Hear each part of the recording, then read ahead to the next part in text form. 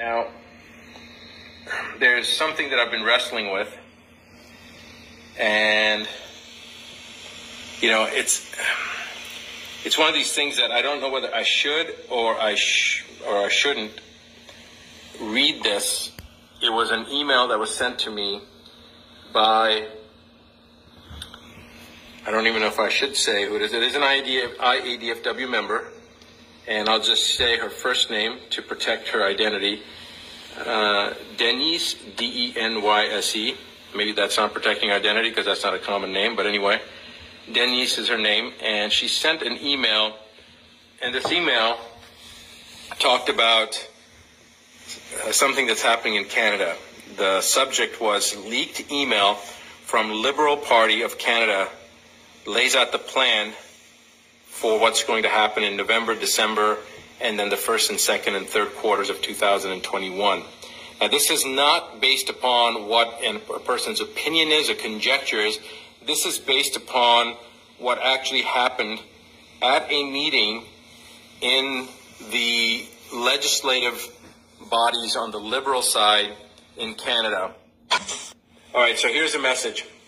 I want to provide you some very important information. I'm a committee member within the Liberal Party of Canada. I sit within several committee groups, but the information I'm providing is originating from the Strategic Planning Committee, which is steered by the PMO. I need to start off by saying that I'm not happy doing this, but I have to. As a Canadian, and more importantly, as a parent who wants a better future not only for my children, but for other children as well. The other reason I am doing this is because roughly 30% of the committee members are not pleased with the direction this will take Canada.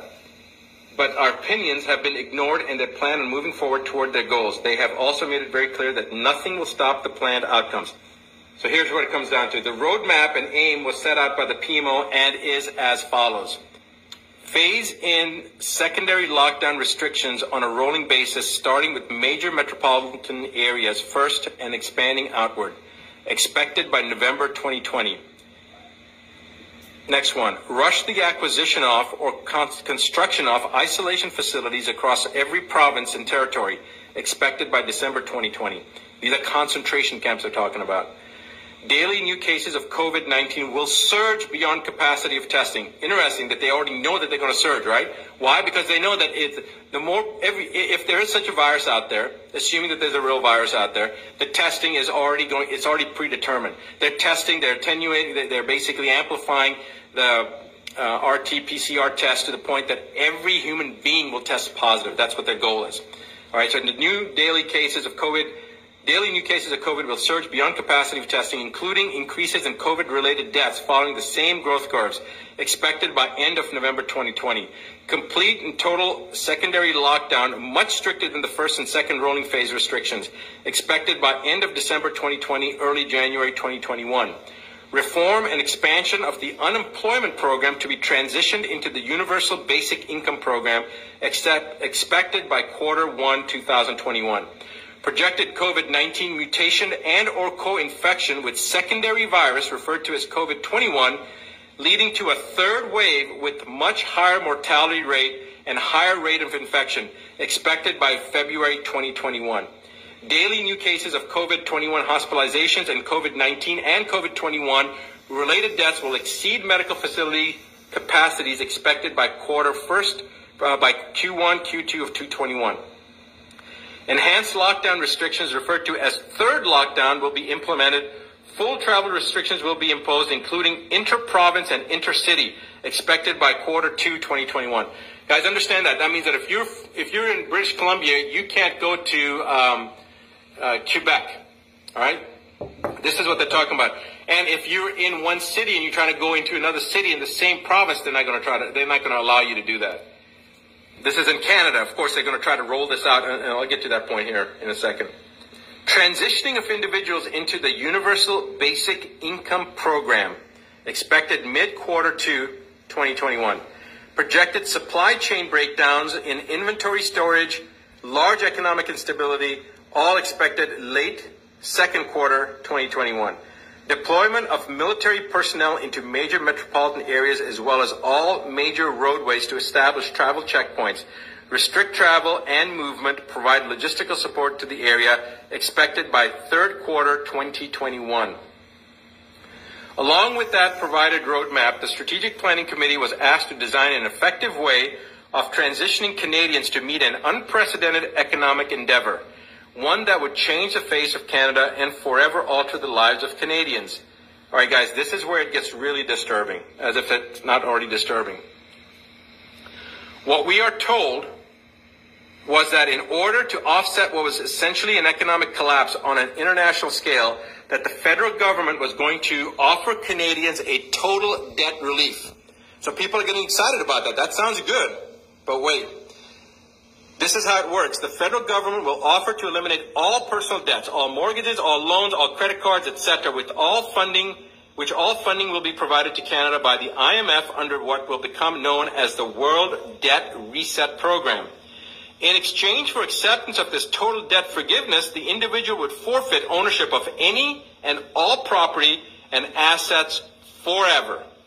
In exchange for acceptance of this total debt forgiveness, the individual would forfeit ownership of any and all property and assets forever. The individual would also have to agree to partake in the COVID-19 and COVID-21 vaccination schedule, which will provide the individual with unrestricted travel and unrestricted living, even under a full lockdown. So if you agree, you can go do anything you're doing as long as you partake in the COVID-19 and COVID-21 vaccination schedule, regardless of the lockdown. Magically, you take this vaccine and boom, guess what? You don't have to social distance. You don't have to wear a mask anymore because you have already gotten your vaccines. All right? So this is unrestricted living even under a full lockdown through the use of a photo identification referred to as Canada's Health Pass. Committee members asked who would become the owner of the forfeited property and assets in that scenario, and what would happen to lenders or financial institutions. We were simply told the World Debt Reset Program will handle all of the details. So when they were asked what happens to the property and what happens to the banks, don't worry about it, we're going to take care of it. That's what they were told. All right. And now it gets really, really interesting. Wow. Committee members asked who would become, I read that. Several committee members also questioned what would happen to individuals if they refused to participate in the World Debt Reset Program or the Health Pass or the vaccination schedule. The answer we got was very troubling. Essentially, we were told it was our duty to make sure we come up with the plan, meaning the Liberal Party was told that it was their duty to come up with a plan to ensure that would never happen. We were told it was in the individual's best interest to participate. When several committee members pushed relentlessly to get an answer, we were told that those who refused would first live under the lockdown restrictions indefinitely, and that over a short period of time, as more Canadians transitioned into the debt forgiveness program, the ones who refused to participate would be deemed a public safety risk and would be relocated into isolation facilities. Once in those facilities, they would be given two options: participate in the debt forgiveness program and be released, or stay indefinitely in the isolation facility under the classification of a serious public health risk and have all your assets seized. As you can imagine, after hearing all of this, it turned into quite the heated discussion and escalated beyond anything I've ever witnessed before. In the end, it was implied by the PMO that the whole agenda will move forward no matter who agrees with it or not. That it won't just be Canada, but in fact, all nations will have similar roadmaps and agendas. That we need to take advantage of the situations before us to promote change on a grander scale for the betterment of everyone. The members who were opposed and ones who brought up key issues that would arise from such a thing were completely ignored. Our opinions and concerns were ignored. We were simply told to just do it. All I know is that I don't like it, and I think it's going to place Canadians into a dark future.